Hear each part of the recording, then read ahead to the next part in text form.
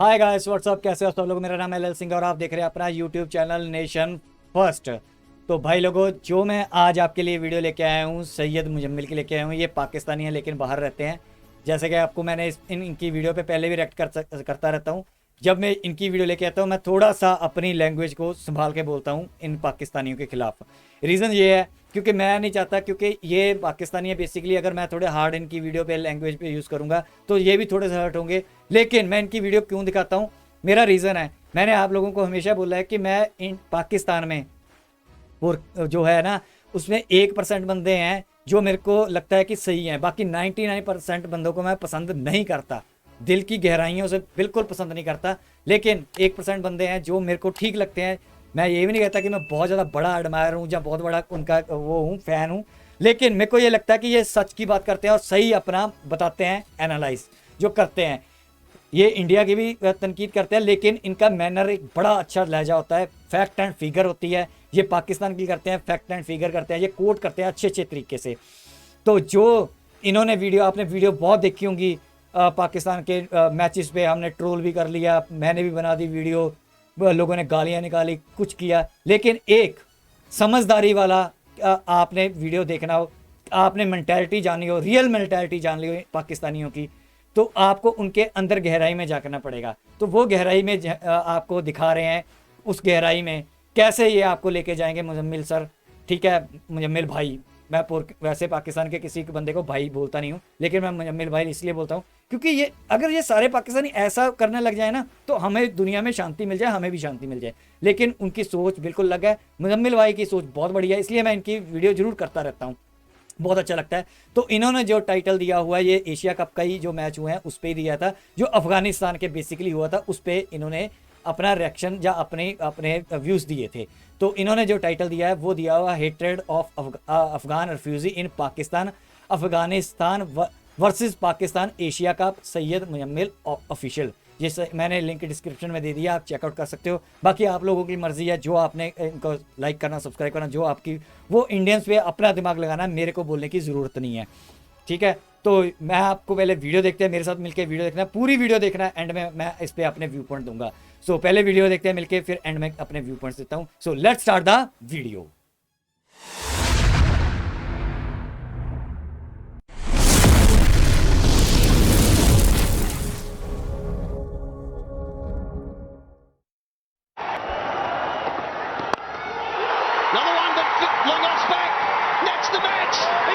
तो पूरी दुनिया में रेसिज्म के ख़िलाफ़ बात करने वाले, इस्लामोफोबिया के ख़िलाफ़ दिन मुकर्रर करवाने वाले, इमरान ख़ान की तारीफ़ें करने वाले कि वहाँ पे इस्लामोफोबिया की बात करके आया है, अपने राइट्स मांगने वाले, यूके के अंदर अपनी हुकूमतें मांगने वाले, अमेरिका के अंदर एंटी अमेरिकन सेंटिमेंट फैलाने वाले और एंटी अमेरिका रैलियाँ निकालने वाले पाकिस्तानी इस वक्त पूरे मुल्क में ये कह रहे हैं कि तमाम अफ़गान चने भूनने वाले और लोअर बींग्स हैं। इस वक्त पूरे मुल्क में एक अफ़गानोफोबिया की वेव चली हुई है और पूरे पाकिस्तान के अंदर ट्विटर पे आपको टॉप ट्रेंड इस वक्त मिलेगा नमक हराम, ठीक है। और बड़े बड़े ब्लॉगर, बड़े बड़े सहाफ़ी, बड़े बड़े सोशल एक्टिविस्ट और बड़े बड़े सेलिब्रिटीज़ भी एक्सपोज हो गए हैं कि जैसे ही कल का मैच पाकिस्तान ने अफ़गानिस्तान से जीता है तो सबका अंदर का फोबिया और सेंस ऑफ फेक सुपीरियॉरिटी बाहर आ गया है, क्योंकि पूरी दुनिया में आप किसी को ये कह नहीं सकते हम तुमसे बेहतर हैं सिवाय अफ़गानिस्तान के, ठीक है। That's your pride, so that's why you have to tell them how great you are as a nation. पहली बात क्या है?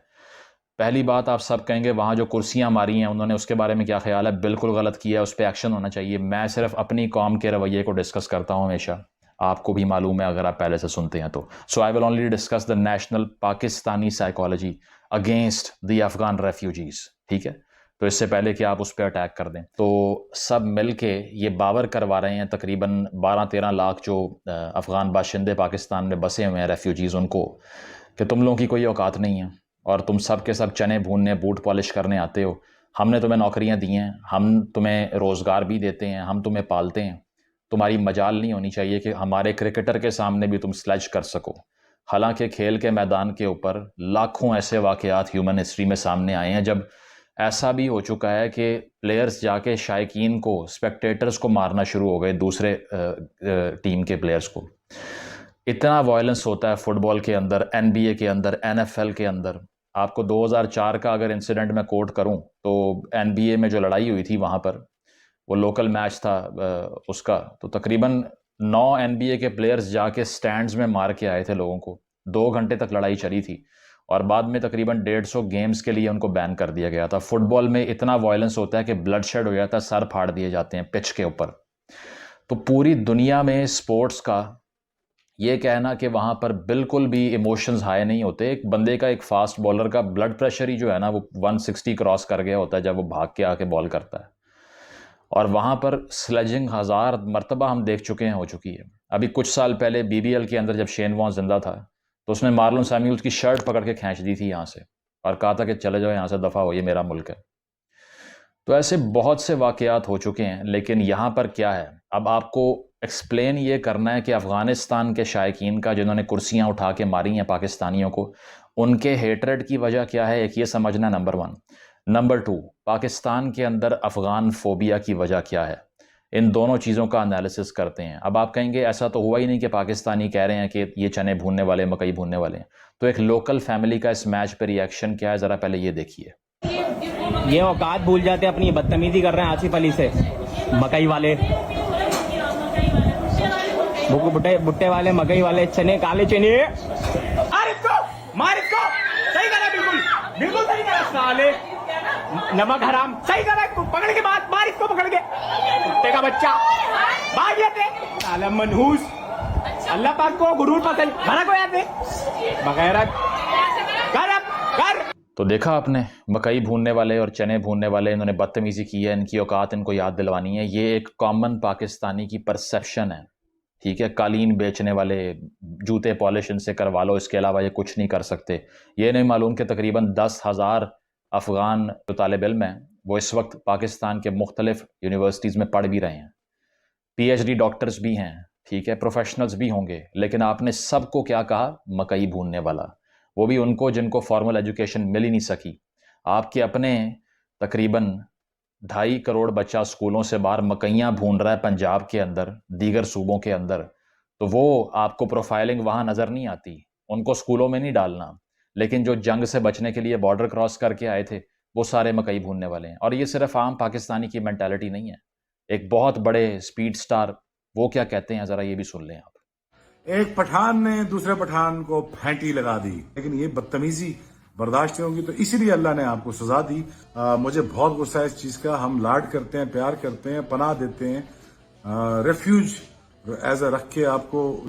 जनाब फरमाते हैं कि बदतमीजी नहीं चलेगी, मेरा इस वक्त खून खौल रहा है और हमने आपको शेल्टर दिया और हमने आपको रिफ्यूज दिया, उसके बाद बदतमीजी करते हो हमारे साथ। तो बदतमीजी पे लेक्चर कौन दे रहा है? शोएब अख्तर, जिसने दुनिया में किसी क्रिकेटर को बगैर गाली निकाले 2 ओवर नहीं करवाया आज तक, ठीक है, जिसने अपने ही प्लेयर को नेट्स में टांग पे बैट मार के इंजर्ड कर दिया था, वो सिखा रहा है कि बदतमीजी नहीं करनी। अब ये एक साइकी है, ये साइकी ये है कि तुम हमारा 5वां प्रोविंस हो, तुम्हारी औकात कैसी हुई कि तुम उठ के स्लेजिंग करो हमारे खिलाड़ी के साथ। और उसकी एक लंबी हिस्ट्री है। स्ट्रेटेजिक डेप्थ की जो पॉलिसी थी पाकिस्तान की कि हम इन केस जो पैरानोया है हमारा, जो सारे के सारे मुल्क को एक पैरानॉइड किया गया है तकरीबन 60 साल लगा के, कि किसी भी वक्त भारत हमला करके सब ले जाएगा आपसे। तो उस पैरानोया के शिकार होने के बाद एक एज अ रिएक्शन एक पॉलिसी बनी स्ट्रेटेजिक डेप्थ, कि अगर हिंदुस्तान ने पाकिस्तान पे कब्ज़ा कर लिया तो हमारी जो सारी पावर है हम ना अपनी फोर्सेस को अफ़गानिस्तान ले जाएंगे, क्योंकि वो 5th प्रोविंस होगा तो फिर वहाँ से रीग्रुप होकर दोबारा अटैक करेंगे। ये डिलूजनल पॉलिसी ये जो बनाई थी आपने, उसकी वजह से वहाँ मुदाखलतें की, ठीक है, मुल्ला उमर वहाँ पे इंस्टॉल करवाए, फॉल ऑफ काबुल को आपने फैसिलिटेट करवाया, और आज तक आप वहाँ बताते हैं कि वहाँ जो रजीम आ रही है वो अच्छी है या नहीं।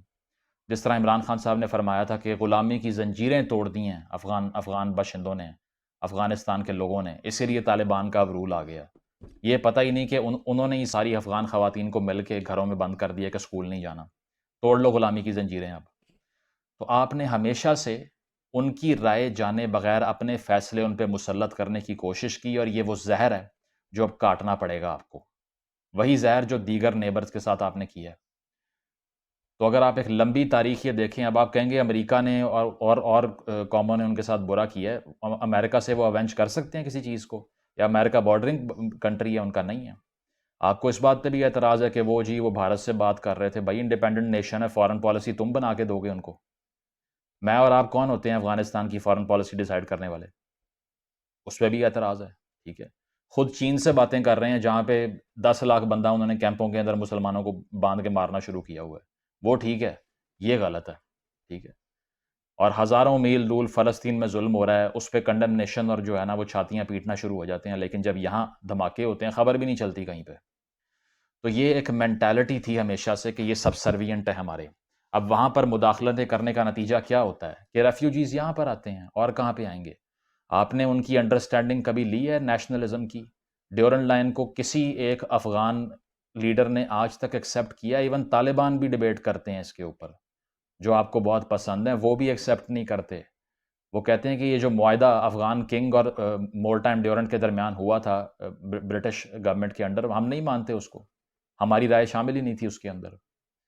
तो वो ग्रीवेंसेस किसने सॉल्व करने थे? किया कभी सॉल्व आपने उसको? किसी का रिश्तेदार वहाँ है, किसी का यहाँ है, आपको नज़र नहीं आती ये चीज़। तो जब वो सॉलिडारिटी शो करते हैं, मैं बहुत से लोगों को जानता हूँ जो पाकिस्तान अफ़गानिस्तान के मैच में अफ़गानिस्तान को सपोर्ट करते हैं, I respect them. I don't want to make them jingoistic nationals, कि वो कहें कि मैं यहाँ रहता हूँ तो मेरी सारी ज़िंदगी जो है ना मैं यहीं मर खप जाऊँगा और कुछ नहीं हो सकता। दूसरी बात ये है कि आपने रेफ्यूजीज़ को पनाह दी तो उसके बदले में आपने लाखों डॉलर भी तो लिए हैं इतना अरसा, या सिर्फ़ और सिर्फ़ ये फ्री में सर्विस देते रहे हैं आप? तकरीबन $100 मिलियन आपको 2015 से 20 के दरमियान में मिला, और आपको इसके बाद 2020 के अंदर यूरोपीय यूनियन ने भी 21 मिलियन यूरोस की एड दी है। 1980 से ये एड मिलना शुरू हुई थी आपको। 1980 की दहाई में ये एड मिलना शुरू हुई थी आपको। वो लेते गए आप, उनको फैसिलिटेट भी किया। मैं बेशक मानता हूँ कि हमारी इकॉनमी के ऊपर प्रेशर आया है रेफ्यूजी इन्फ्लक्स की बेसिस के ऊपर, लेकिन आप उनको ऐसे डिसइनफ्रेंचाइज कर दें कि तुम सारे यहाँ से दफ़ा हो जाओ। अभी रिसेंटली सिंध के अंदर क्या हुआ है, जहाँ पर वो एक मामला ये हुआ कि फायरिंग हो गई होटल के ऊपर, एक बंदा मर गया, तो उसके बाद कैंपेन चल गई कि जितने भी अफगान हैं निकाल दो इनको सब, go back to your country. Donald Trump ने जब कहा था go back to your country तो तुम्हारा खून खोलना शुरू हो गया था। सब ने कहा ये रेसिस्ट आदमी है, इसको शर्म नहीं आती। कोई यूरोप में इस्लामोफोबिया की बात करे तो प्रोटेस्ट करते हो, अपने मुल्क में कोई बाहर से आके 40 साल से बैठा हुआ है। 1979 से अफगान सेटलर्स यहाँ आ रहे हैं वॉर की वजह से। 40 साल तक तुम उन्हें कौमी शनाख्त नहीं दे रहे तो क्या करें फिर?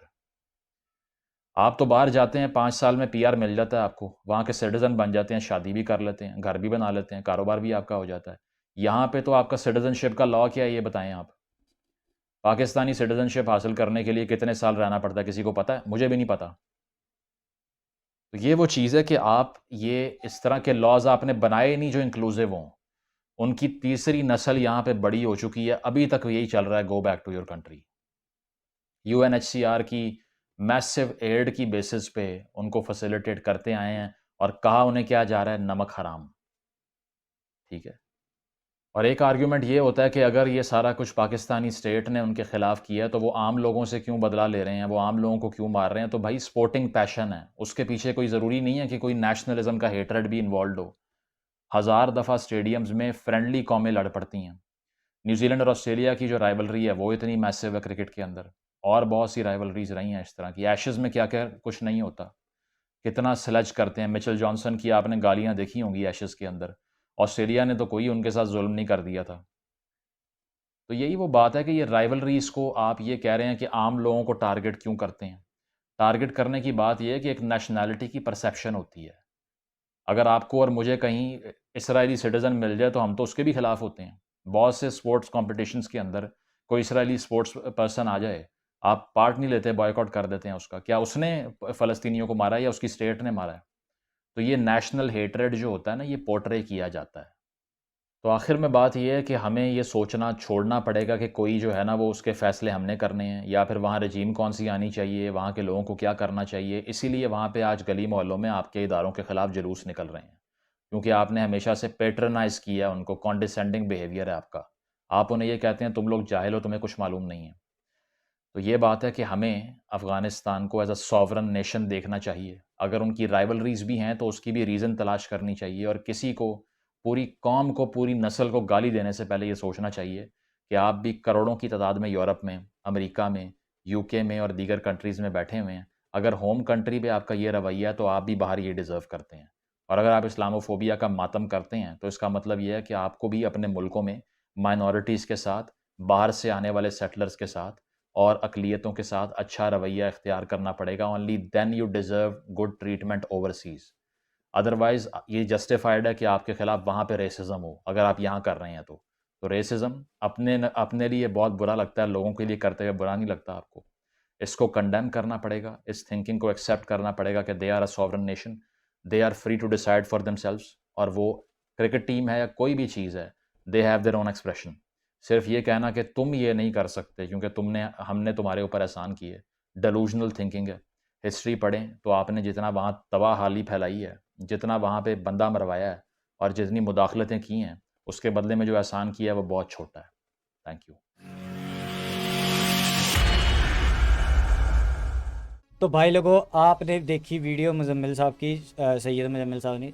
अब इस वीडियो पे मेरे को तो बार बार आपको समझाने की ज़रूरत नहीं पड़ेगी कि उनके मेंटालिटी, उनकी सोच पाकिस्तानियों की क्या है। मैं ये सोच ना उनके खून में और उनके बोन मैरो में रच चुकी है। ठीक है, ऐसे बहुत सारे और एनालिस्ट हैं पाकिस्तान के जो इस पे बात करते हैं कि ये सच बताते हैं, एक्चुअली में ये रियलिटी है। ठीक है, तो इन्होंने शुरू में कह दिया कि मेरे को कोई लेना देना नहीं। अब देखो आप इनके फ़र्क देख लो, बाहर जाके तो ये बड़े कहते हैं कि रेसिज्म हो रहा है, हमें निकालने की बात की जा रही है। यहाँ पे जब बोलते हैं उनको हक नहीं है, अफ़गानों को हक नहीं है, उन पे ये कह रहे हैं कि तुम हमारे गुलाम हो। इसका मतलब जैसे वो सोहेल अख्तर कह रहा था, फेंटी लगा दी, ये कर दिया। अच्छा, जब यहाँ पे हमारा रोहिंग्या का मामला आता है तो ये बड़े चीखते हैं। तो ये भाई फ़र्क है, ये मेंटालिटी। ये जो आपने बहुत सारी वीडियो देख ली होंगी पाकिस्तान को रोस्ट करने की, या पाकिस्तान को ये कर दिया वो कर दिया। ठीक है, पाकिस्तान रोने लगा, पाकिस्तान गालियाँ निकाल रहा है। वो एक वो फन टाइप हो सकता है, वो आपको एक ये लगेगा कि चलो एग्रेशन हो सकता है।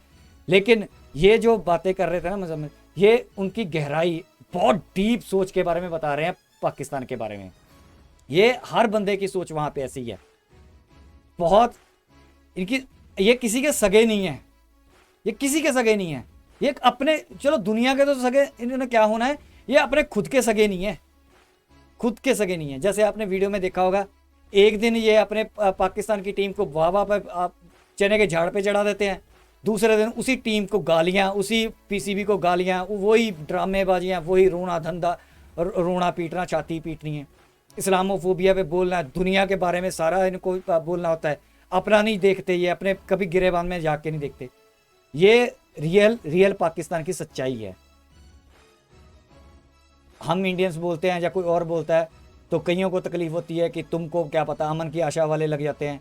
ये खुद पाकिस्तानी बता रहा है उनकी मेंटालिटी।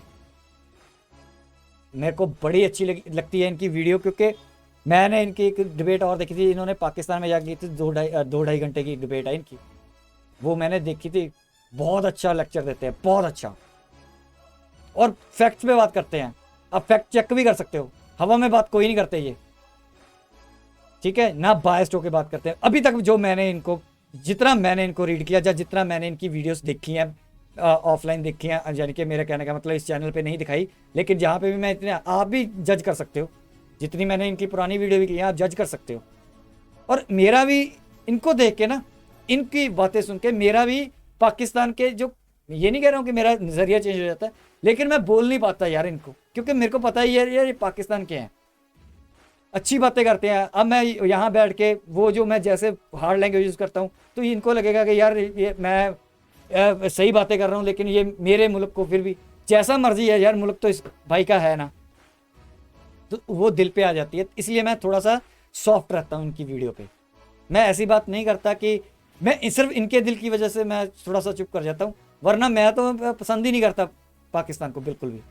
क्योंकि जिन बंदों को अकल ना हो, जब जो बंदे हवा में बातें करें, अब मैं क्या बोलूँ, जैसे मैं बोलता ही हूँ, नहीं बोलना चाहता, उन बंदों से ना माइंड मिलता नहीं है, ना उनकी रिस्पेक्ट करने को दिल करता है। ठीक है, इस भाई को मैं एज ए ह्यूमन बीइंग देखता हूँ, मैं इनको एज ए पाकिस्तानी नहीं देखता, as a human, as a एक पढ़ा लिखा सुलझा इंसान, उस नज़रिए से मैं इस भाई की बहुत ज़्यादा रिस्पेक्ट करता हूँ। तो मेरा वीडियो दिखाने का मकसद आपको यही था, यहाँ तक कि मैंने वीडियो दिखानी थी। कि आप मेंटालिटी समझो। आपको ये सोच अपने अंदर, मजाक हंसी मजाक बहुत हो चुका जो एशिया कप पे बहुत सारी वीडियो देख ली होगी, पठान भाई ने भी हंस हंस के कर दिया, लेकिन आपको ग्रेविटी पकड़नी है। वो ग्रेविटी पकड़ाने के लिए ये वीडियो मैंने आपको दिखाई है। वो आप ग्रेविटी पकड़ लोगे ना, उस चीज़ का मेन क्रक्स देख लोगे कि ये क्या है, एक्चुअली सोच क्या है, तो आप खुद ही दूर रहोगे, आप समझ जाओगे। ये समझाने के लिए वीडियो थी आपके लिए। बाकी आई होप आपको वीडियो ये पसंद आई है, और मेरा भी आपको लगा होगा कि एनालाइज अच्छा करता है और अच्छी तरीके से बात करता है। कई लोगों को लगता है कि मैं बहुत ज़्यादा रूड बोलता हूँ। भाई मैं जितना रूड हूँ उससे कई गुना ज़्यादा मैं सॉफ्ट भी हूँ, लेकिन मैं सॉफ्ट उन लोगों के लिए हूँ जो सामने वाला भी सॉफ्ट हो और अच्छी बातें करे और ऐसी बात करे जो अपील भी करे हमें। ठीक है, आप लोगों के भी मुजम्मिल सर की बातें अपील की होंगी, आप भी नहीं बोल पाओगे, मेरे को 110% पता है। ठीक है, तो आप किसी के मन में नहीं बैठे होते, आगे जाके क्या करते हैं क्या नहीं करते वो अलग बात है। लेकिन अब की बात, अब तक जितना ये क्रिटिसाइज इंडिया पे भी कर देते हैं, लेकिन वो फैक्ट एंड फिगर पे करते हैं। वो हमें भी जानना होता है कि हिस्ट्री में हुआ क्या था, रियल में वो चीज़ होती है। वो चाहे हमारे, हम उसको, चाहे एक बंदा उसको अच्छा मानता है, एक बंदा उसको बुरा मान सकता है, वो अलग बात होती है, लेकिन वो फैक्ट होता है। ठीक है, तो वो चीज़ें, ऐसी बातें ये करते हैं। कंट्री का 1% मैंने हमेशा बोला है, चाहे जितना मर्जी कोई बंदा अनबायस्ड बात करे, लेकिन उसके 1% बायस्ड होना उसके ह्यूमन नेचर है, वो बायस्ड हो सकता है। वो उसको एरर, आप मार्जिन इतना दे सकते हो, इतना रूम उसके पास होता ही है। 1% आप हर एक को मार्जिन दे के चलते हो। ये पाकिस्तानी, अगर ये पाकिस्तान और इंडिया के बीच में बात करेंगे, हल्का सा अगर पाकिस्तान का, ऑब्वियसली पाकिस्तान का 1% हक लेंगे, हम ये नहीं कहते क्यों ले लिया। और इंडिया के खिलाफ अगर ये थोड़ा सा इधर उधर की बात बोल भी देते हैं, तो हमें ये सोचना चाहिए कि वो, हम इंडियंस भी तो ऐसे ही करते हैं, हम भी तो यही करते हैं ना, हम भी बायस्ड हो जाते हैं अपने देश के लिए। हर कोई भी होता है, आप अपनी फैमिली के लिए बायस्ड हो जाते हो।